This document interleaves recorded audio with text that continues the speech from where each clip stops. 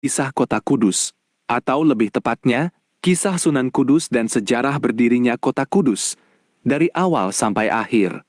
Berikut kisahnya yang lengkap dan tersusun rapi. Kisah lengkap Sunan Kudus dan berdirinya kota Kudus. 1. Asal-usul dan nama asli. Sunan Kudus bernama asli Raden Jafar Shodik.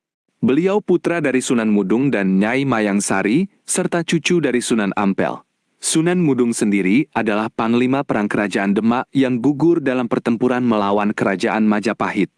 Jafar Shodik sejak kecil dididik dalam ilmu agama Islam yang mendalam. 2. Perjalanan ke Palestina dan gelar Amir Haji. Jafar Shodik melakukan perjalanan jauh ke Baitul Maqdis untuk menuntut ilmu agama. Di sana, beliau juga memimpin jamaah haji sehingga mendapat gelar Amir Haji. Ketika di Palestina sedang mewabah penyakit berbahaya, berkat ketekunan dan kebijaksanaannya, Jafar Shodik berhasil membasmi wabah tersebut. Atas jasa itu, Amir Palestina menghadiahkan sebuah ijazah wilayah, surat pemberian wewenang atas sebidang tanah, yang tertulis di atas batu berhuruf Arab kuno. Batu ini kini masih tersimpan di atas mihrab Masjid Menara Kudus. Jafar Shodik kemudian memohon agar wewenang wilayah tersebut dipindahkan ke Tanah Jawa. Permohonan dikabulkan, lalu beliau pulang ke Jawa dengan membawa batu tersebut serta pengalaman dan wawasan yang luas. Sri, pendirian masjid dan lahirnya nama Kudus. Pada tahun 1548 956 hari, Sunan Kudus mendirikan masjid di daerah yang dulunya bernama Loram atau Tajuk.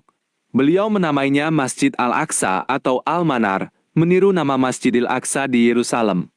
Kota Yerusalem sendiri disebut Al-Quds, yang berarti yang suci. Dari kata Al-Quds inilah lahir nama Kudus. Masjid ini kini dikenal sebagai Masjid Menara Kudus, karena memiliki menara yang unik, perpaduan arsitektur Islam, Hindu, dan Jawa. Di sekitar masjid tumbuh pemukiman kaum muslimin yang disebut kauman. 4. Cara dakwah dan sifat toleransi.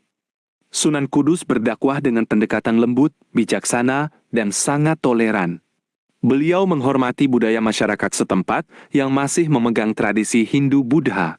Salah satu bukti nyata, arsitektur Masjid Menara Kudus sengaja dibuat menyerupai bangunan candi agar masyarakat tidak merasa asing dan tertarik untuk mendekat. Beliau juga dikenal sebagai orang yang sangat tegas dalam menjaga kesucian ajaran Islam. Salah satu ketetapan terkenalnya adalah melarang penyembelihan hewan sapi di wilayah Kudus sebagai bentuk penghormatan terhadap perasaan masyarakat yang sebelumnya beragama Hindu dan memuliakan sapi. Ketetapan ini tetap dihormati hingga sekarang. 5. Tradisi dandangan, warisan Sunan Kudus.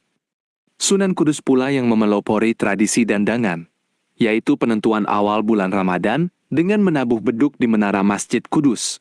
Bunyi beduk berbunyi dang-dang-dang, dari sinilah nama dandangan berasal. Tradisi ini dihadiri oleh para ulama, santri, dan tokoh-tokoh penting seperti Sultan Trenggana dari Demak. Acara ini sekaligus menjadi ajang berkumpul dan berdagang warga. 6. Mukjizat dan peran di Kerajaan Demak. Selain sebagai ulama besar, Sunan Kudus juga menjabat sebagai Kadi Agung Kerajaan Demak. Beliau dikenal sangat adil dan bijaksana dalam menyelesaikan sengketa. Dikisahkan mukjizat beliau antara lain, air di sekitar masjid selalu jernih dan berkah. Nasihatnya selalu menembus hati siapapun yang mendengar. Serta ketenangannya membuat orang yang bermusuhan segera berdamai. 7. Akhir hayat. Sunan Kudus wafat pada tahun 1550 m. Ada kisah yang menyentuh. Beliau wafat dalam posisi sujud, tepat ketika menjadi imam syalat subuh di Masjid Menara Kudus. Sungguh akhir hayat yang indah, meninggal dalam keadaan beribadah. Beliau dimakamkan di kompleks belakang Masjid Menara Kudus. Makamnya hingga kini selalu diziarahi ribuan orang dari berbagai daerah sebagai penghormatan atas ketulusan, kebijaksanaan, dan toleransi beliau. Inti pesan kisah ini, Kudus lahir dari semangat dakwah yang menghargai perbedaan, penuh kebijaksanaan dan keteladanan. Nama Kudus sendiri mengandung makna kesucian hati dan kemuliaan akhlak. Warisan abadi dari Sunan Kudus yang wafat dalam sujud, menyempurnakan hidup dengan ibadah.